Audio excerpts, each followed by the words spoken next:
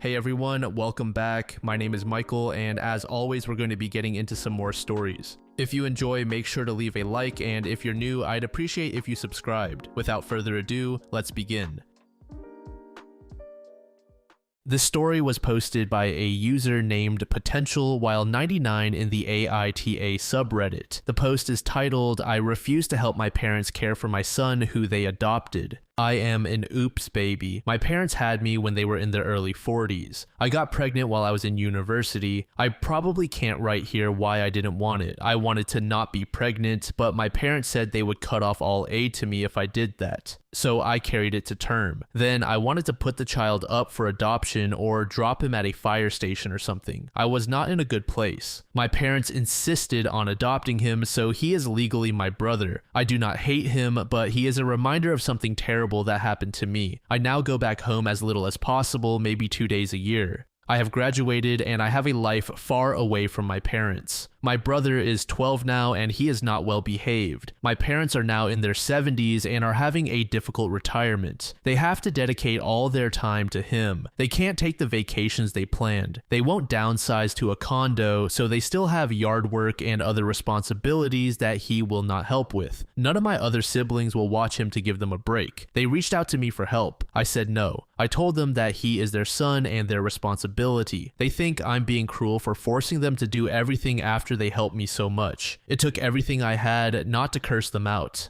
Some of my relatives have reached out to me to ask why I refused to help fix the mess I made. I cursed them out and blocked them. None of them helped me when I was pregnant against my will. The biological father is on the registry and cannot be near children before you ask. Update. Thank you all for finally giving me the motivation to tell my story to my family and to cut ties with my parents. I did as many of you suggested, and I wrote everything out. I explained that I had been violently assaulted and that my parents, who were my only support, told me they would kick me out, stop paying for my education, and remove me from their health insurance if I took Plan B. I further explained that when I found out I was pregnant from the assault, they once again coerced me in the same way into carrying the fetus to term, and how they insisted on adopting him after I stated I never wanted to see him again. I wanted him put up for a closed adoption, but they would not relent. I then added pictures of me from the hospital, blood, bruises, missing teeth, a shattered face, everything. I included a recent picture of myself with my orbital prosthesis removed so everyone could see the permanent damage. I posted everything in the family group chat. I included that I now consider the matter closed and have decided to completely cut myself off from all of them. It was my New Year's gift to myself and my mental health. I have received messages and emails from family members using unknown numbers and addresses to tell me that they didn't know about all of this and that they are sorry. I blocked those new contacts. I'm just done. I honestly did not have the strength to do this until you all gave it to me. Thank you.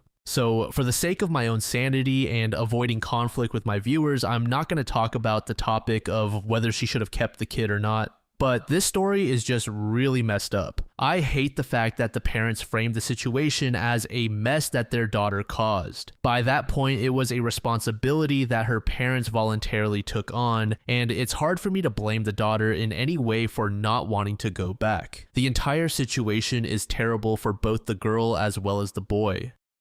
This next story was made in the True Off My Chest subreddit by a user named Harcording. The post is titled, "My GF beat the shit out of someone who broke into her house." The other night, I was sleeping over at my girlfriend's. She lives one street over from the middle of nowhere. No streetlights, no sidewalks, and keeps her house dark at night, except for the room she's in, to attract bats and deter bugs. I think it was around 2 a.m. when I woke up to my girlfriend telling me to call the police. Long story short, a guy had broken a window into the garage and was going through my car. He had a knife, but my girlfriend had a shotgun, unloaded, and wanted to scare him off with it. The cops really gave us a verbal shakedown for that. By the way, we were idiots, and you should never confront a burglar. But this guy was clearly unhinged and charged at us. I don't really remember how it happened, but my girlfriend somehow tripped him, or maybe he tripped on his own, and then started basically ramming the stock into his ribcage. I had to physically stop her. A little bit about my girlfriend. She cries when she sees sick or hurt animals. She's constantly doing or offering to do nice things for people. She won't even squish bugs. She catches them and releases them if she finds any. She's a Buddhist and non-violence is important to her. Before this, I described her as the gentlest person I knew. So what the heck? After I stopped her, she was so calm. She sat cross-legged on the floor and then made a call to a lawyer before the cops even got there. No charges for my girlfriend yet. The lawyer has been helpful, the cops less so. They wanted to arrest me when they got there for some reason, and my girlfriend had to actually ask for an ambulance for the guy because they tried to just load him into the police car while he was screaming and moaning. He lived but is still in the hospital. It's been 2 days since this happened and I still feel like my heart is racing. Every time I see my girlfriend, I see her covered in blood with a shotgun. It hasn't changed how I feel about her, but man, it's changed how I see her.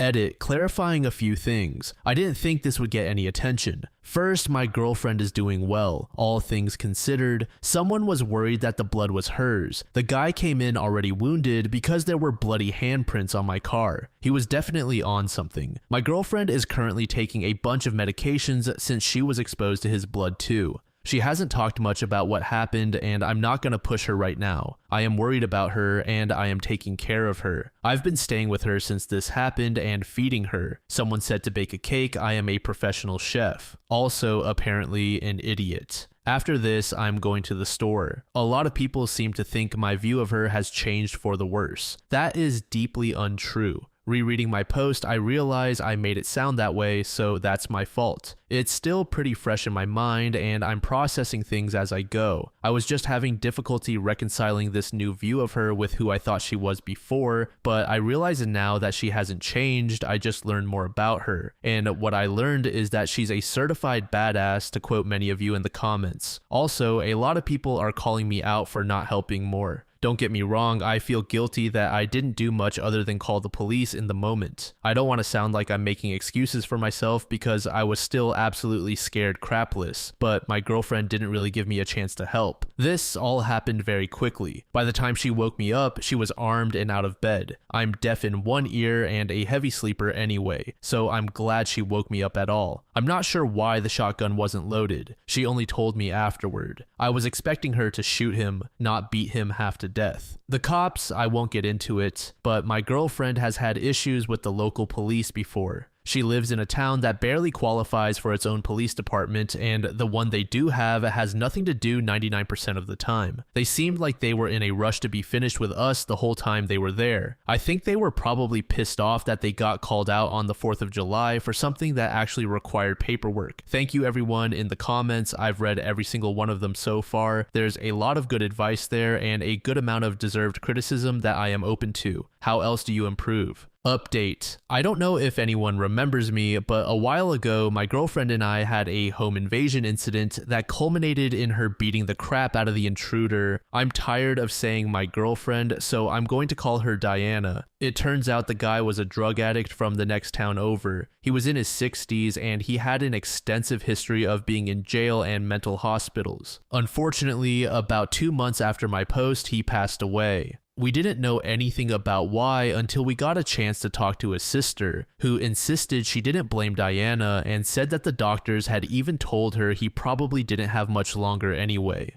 Diana was visibly distressed during this conversation, so I'm not sure whether the sister just said that to comfort her. After that, Diana went on a trip to a national park during a week she knew I couldn't take off and forgot her meds. She has seizures that look like mild psychosis or magical thinking and ended up refusing to come home at the end of the trip. She kept saying that she felt like she couldn't leave the woods because she was certain there was something she needed to learn there that she hadn't yet. And when I asked her how long that might take, she said, "Some people take a lifetime." I asked if she was breaking up with me, and she said something about feeling like she was too attached to me, her house, her pets, etc., and that she needed to meditate on that for a while. I ended up going to her temple to see if anyone was willing to give me some perspective on the situation, since she was viewing things through a Buddhist lens. It was the right choice. A monk actually drove the 6 hours out with me to see her and talk to her in person since she wasn't picking up calls. I am so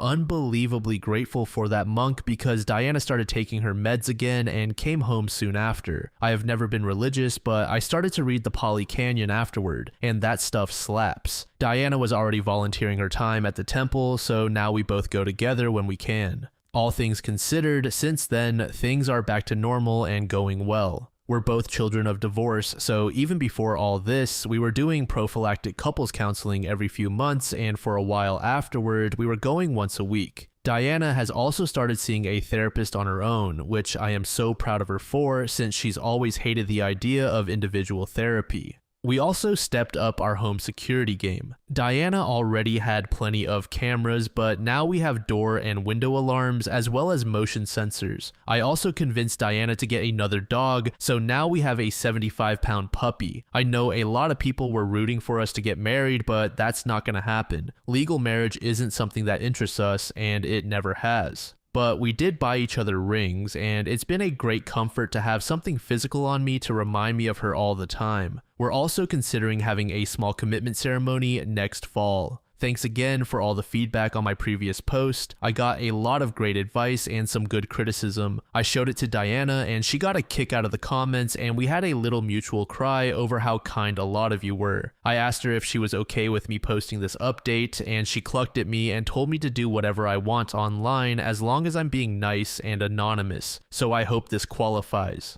I want to say that this story was good, but it's hard when OP's girlfriend was so clearly struggling internally despite not having done anything wrong. If not for the monk that was able to drag her back, I think the story would have ended very badly. People like her just have great hearts, and I can understand that any sort of harm that they inflict can just cause immense inner turmoil. But I can't help but say that you need to prioritize the fact that you potentially saved the lives of your loved ones over the harm on the other end.